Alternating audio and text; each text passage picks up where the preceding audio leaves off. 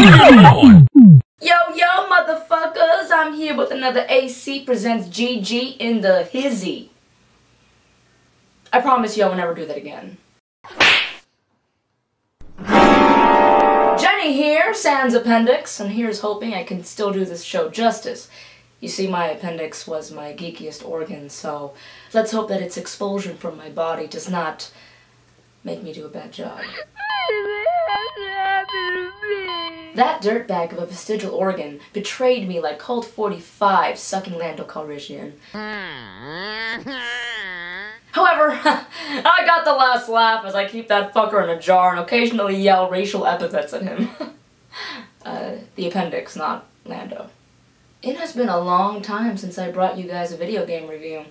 And since my appendix went all alien chestbuster on me, I had the time necessary to put one together. Thus, Geekgasm brings to you an all-new installment of good shite! Today we will be taking a look-see at Tekken Tag Tournament 2.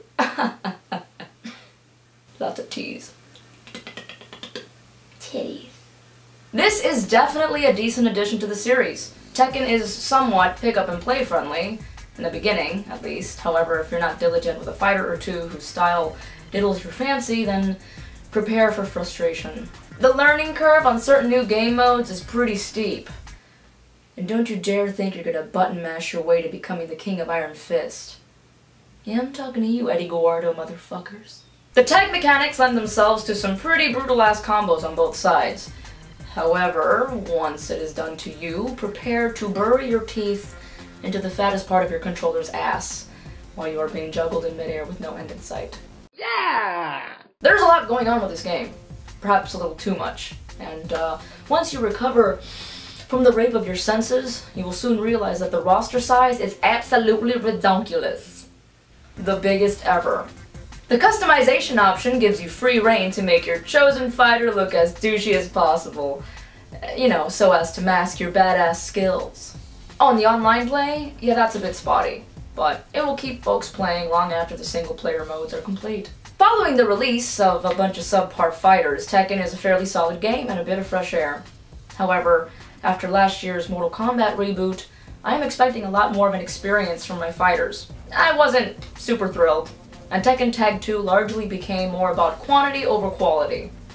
So I give it an overall score of a high meh plus. As many of you might remember, there was a Justice League movie in development a few years back. No! It was so close to being a reality that actors were on location and in front of the camera.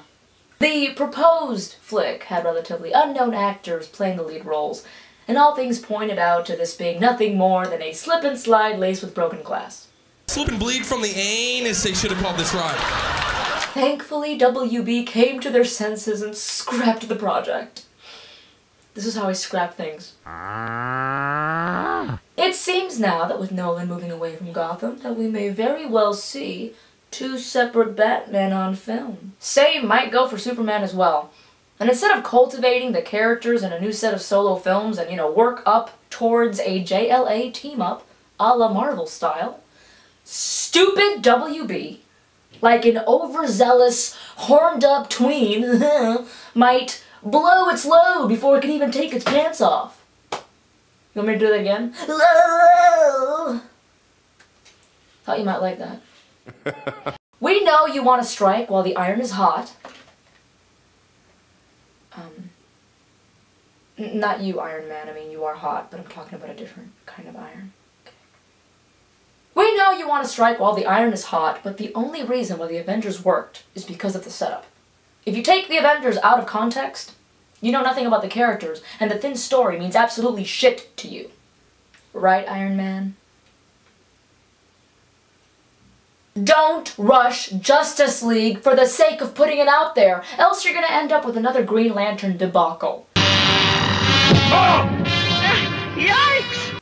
It ain't that hard, you dick twerps. I mean, we have a whole gaggle here at AC who grasp this concept. Give it to us.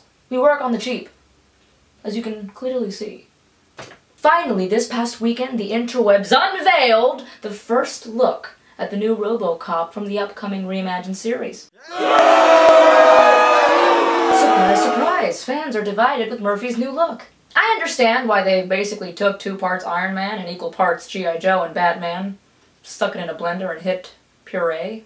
He still does resemble the 80s icon enough that I will postpone shitting on it until I see him in action. The film has a talented director and one hell of a cast. So, let's just look past the fact that he looks like Raiden from Metal Gear and, wait to see a trailer at least, okay?